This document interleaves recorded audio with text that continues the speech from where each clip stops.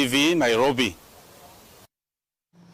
As government and opposition coalitions stick to their guns on possible 3 days of protests starting Wednesday, concerns are emerging of a possible government-sanctioned elimination of protesters. In last Wednesday's protests, a contingent of special police units arrived in Mlolongo to quell the protests. And when they were done, several people lay dead. Well, tonight we dig into where these special police units came from, considering they were disbanded when Ruto came into power. On Wednesday at around 4 p.m., a contingent of specialized police unit landed in Mlolongo in several sports utility vehicles, SUVs, with Land Cruisers in tow, and immediately began cracking down on protesters who had paralyzed transport along the expressway. The heavily armed snipers were caught on camera taking positions as they closed in on the protesters. A few days later, opposition politicians visited those who suffered the wrath of both anti-riot police and the special unit. The presence of this unit has raised questions about their deployment in light of the deaths that were reported after their guns went silent. Proof that they were not part of the anti-riot police came to the fore with their arrival.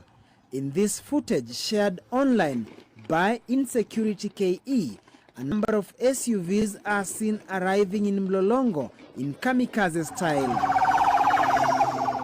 heavily armed and not in uniform, with sophisticated firepower said to have night vision capabilities, a clear indication that it was a special police unit.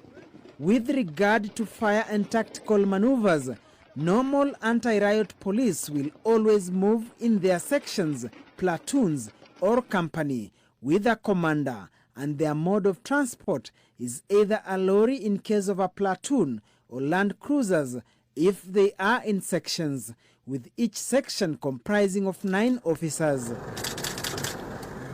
However, this dreaded unit arrived in unmarked SUVs with no commander in sight, implying they were receiving instructions from elsewhere.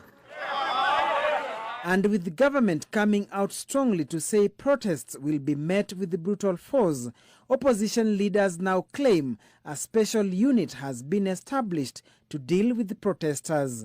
No, 11 are victims of gunshots. Yes, it's 11 out of 13. The rest of the 2 is in the skirmishes. There are those ones who are falling, and then there are breaking, and then there is basically trauma. The specific injuries that we have is we have 7 fractures to the lower and upper limbs. Then we have a neck injury. There is one more shot as the bullet was passing around, and a shrapnel was launched in their neck. Serikali gani inatuma polisi wake kupiga watu risasi kwa kichwa na kifua? Hiyo ni nia ya kuua.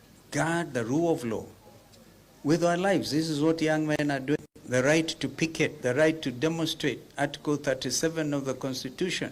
Wananchi wamepata civic education ajabu juu ya haki zao. Wananchi wenyewe walikusanya risasi.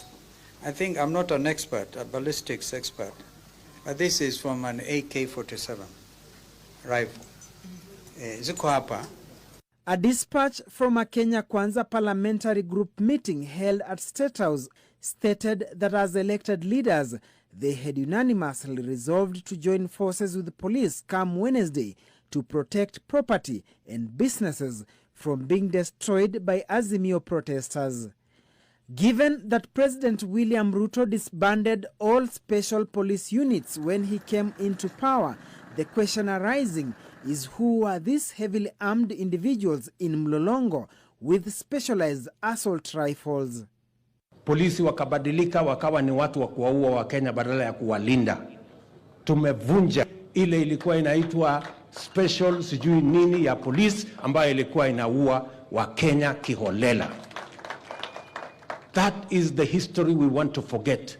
On Friday last week, the United Nations Human Rights Office issued a statement calling for prompt, thorough, transparent and independent investigations into deaths and injuries that occurred as a result of last Wednesday's protests. So far, those killed stand at 10. Duncan Haemba, NTV, Nairobi.